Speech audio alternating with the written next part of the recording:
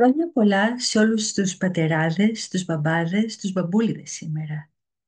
Σε όλους τους ανθρώπους που είναι πλέον συνειδητά γονείς και οι οποίοι μέσα σε ένα πολύ δύσκολο περιβάλλον προσπαθούν, παλεύουν, αγωνίζονται και δημιουργούν σχέσεις με τα παιδιά τους. Σήμερα το να είναι κάποιος γονιός δεν σημαίνει για ένα αυτοδίκαιο τίτλο. Δεν σημαίνει να είναι απλά γεννήτορας ή να υπηρετεί έναν κοινωνικό ρόλο. Γονείς γινόμαστε, δεν γινόμαστε πλέον.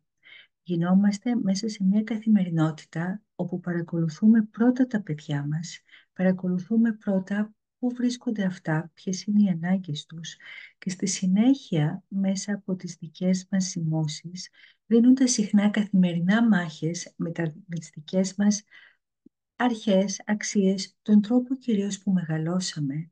Προσπαθούμε να προσφέρουμε στα παιδιά μας ένα στήριγμα γνώσης, αλλά ταυτόχρονα αρχές, αξίες και δεξιότητες, έτσι ώστε να μπορούν μέσα σε μια καθημερινότητα και κοινωνία που αλλάζει με ρυθμούς που εμείς δεν τους προλαβαίνουμε με τίποτα, να μπορούν να δημιουργήσουν την κοινωνία που επιθυμούν.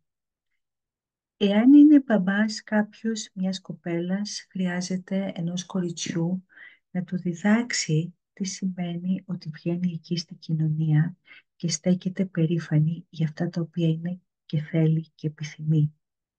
Αν είναι πατέρας αγοριού, του διδάσκει πώς πρέπει επίσης να πολεμάει εκεί έξω, πώς να ζητάει τους στόχους του, χωρίς όμως να πληγώνει τους άλλους.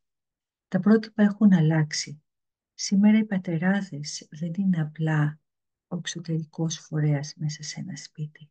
Σήμερα οι παπάδες, οι πατεράδες είναι οι άνθρωποι που έχουν ενεργή συμμετοχή στο μεγάλωμα του παιδιού τους, διδάσκοντας με τον τρόπο τους και όχι απλά με τα λόγια τους το τι χρειάζεται κάποιος να μάθει έτσι ώστε να είναι καλός με τον εαυτό του, καλός με τους άλλους και καλός μέσα στην κοινωνία στην οποία θα μεγαλώσει. Γιατί στο τέλος της ημέρας η κάθε μας πράξη, η κάθε μας σκέψη δεν επηρεάζει μόνο εμάς ή αυτούς που είναι άμεσα γύρω από εμάς. Επηρεάζει όλους μας. Εύχομαι σε όλους τους παπάδες μια χαρούμενη μέρα γεμάτη ήλιο, χαρά, ζωντάνια και να σας χαίρονται οι δικοί σας.